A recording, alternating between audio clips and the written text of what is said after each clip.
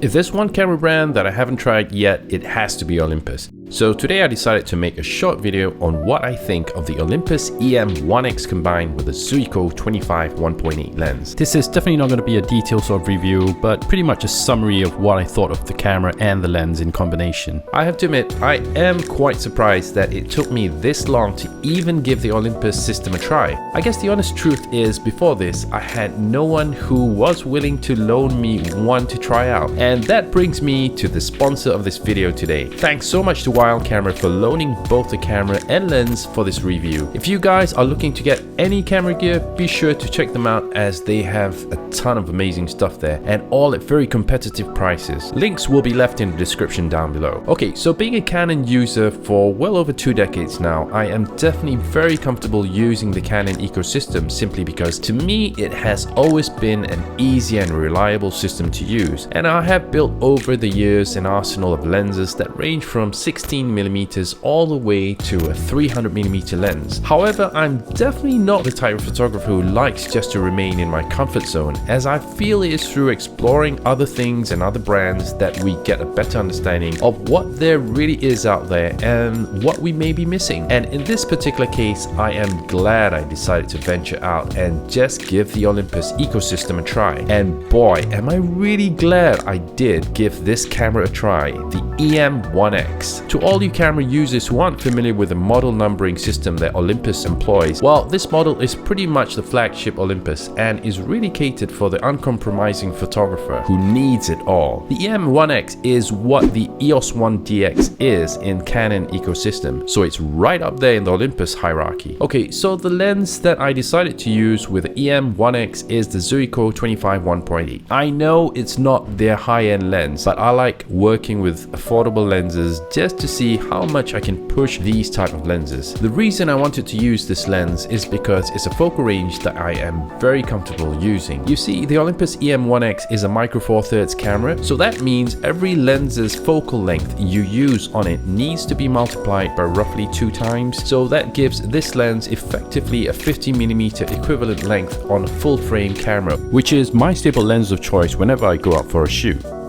Okay, so let's roughly go through the specs of both the E-M1X and the Zuiko 25 1.8. We'll start first with the specs of the E-M1X. The E-M1X is a micro four thirds camera and weighs 997 grams. It comes with a CMOS sensor that is capable of shooting up to 21.8 megapixel stills. It has 5-axis IBIS and it can stabilize up to 7 stops of motion depending on what lens you pair it with. It has a 3-inch fully articulating screen that is touch capable, although not while navigating through the menus, which is kind of a shame. It has a 121-point all-across type phase autofocus. This camera comes with 2 card slots, which supports up to UHS 2 cards. A 2.36 million dots EVF. It's capable of shooting videos up to 4K DCI up to 30 frames a second. It can shoot up to 15 frames a second in stills mode, and it can shoot up to a maximum ISO of 25,600. And this camera is fully weather sealed too. Okay, so that's the specs of the E-M1X in a nutshell. Now let's go through the specs of the Zuiko 25 1.8. The lens apparently is built out of plastic and weighs a mere 137 grams, although it doesn't feel too plasticky in my opinion. The lens mount, however, is constructed out of metal. This lens is constructed with 9 elements in 7 groups, and it has a 47 degrees viewing angle. Its closest focusing distance is around 25 centimeters, so it is a partial macro lens, although it's not a proper full-on macro. It has an aperture ranging from f1.8 all the way up to f22, and it comes with 7 circular aperture blades, which gives it very well-rounded bokeh balls. This lens comes with a filter thread of 46mm. If there's one thing really odd about this lens, would definitely be the fact that it doesn't have a dedicated button on the outside of the lens that can control the AF and manual function. So you've got to do that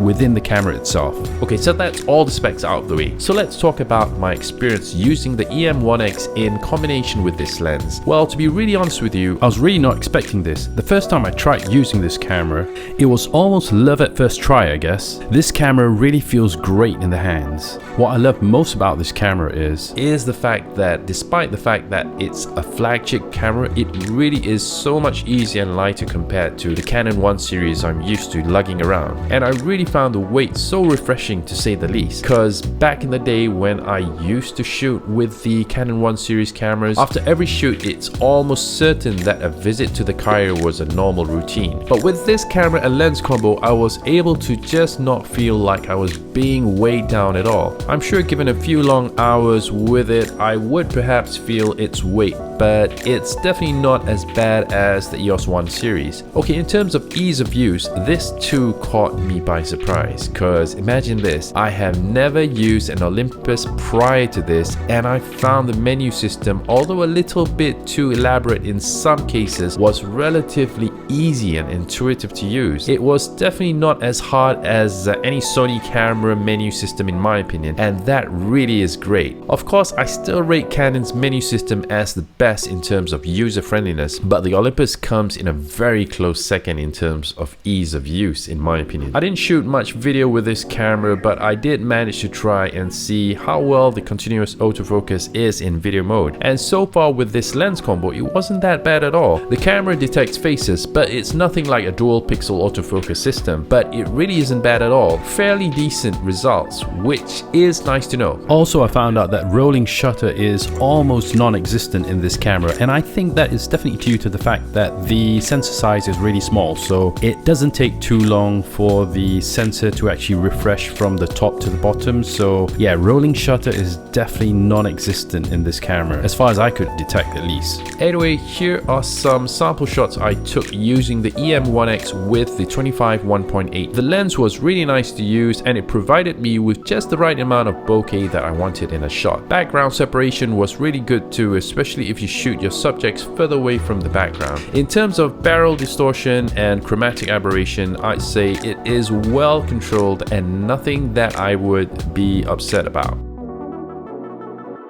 All in all, it was like using a nifty 50 except smaller. I mean, like, what else could you be asking for in a lens, right? So what are my conclusions after using this camera and lens combo for a bit now? You know what? To be really honest with you, I didn't know whether I like it at first, but I just went there with an open heart. And you know what? I really enjoyed using the Olympus system. I felt that the camera really got me all excited again in shooting, and it felt like a lot of thought went into making this camera. In fact, me and Farah were so smitten by this camera that we actually thought about getting this exact combo if we had the budget. It was just a joy to use. The IBIS on this camera was simply amazing too, and I think where the IBIS is concerned, Olympus has one of the best out there. So who do I think should really get this camera? Well, to me, it definitely isn't immediately a cheap camera to buy brand new, but the one I am using is a second-hand unit, and they have dropped in price to almost half its original price now. And if you ask me, for a flagship camera this well built, it is really a steal. I think if ever you are looking to buy a solid camera and you want to get the very best in a camera system, but you can't afford the full frame flagships out there, this is definitely a great choice. Despite its smaller sensor, it makes it up with its excellent IBIS, which allows you to shoot at lower ISOs, so you don't have to suffer that much in terms of image noise shooting in low light. However, if there was one thing I wish it did have, it would be a slightly better dynamic range, but that's not to say that it is not good, but it could be a bit better. Oh yeah, and a higher resolution EVF would definitely make this camera a lot better than what it currently is. Right, so that's my quick take on the E-M1X and the Zuiko 25-1.8 lens. If you did find this quick review helpful, please don't forget to like, share, and subscribe to my channel. And also, all the links to the gears that I use to make these videos are in the description down below. Also, links to our Lightroom presets are in the description down below. And I'll see you guys in the next video.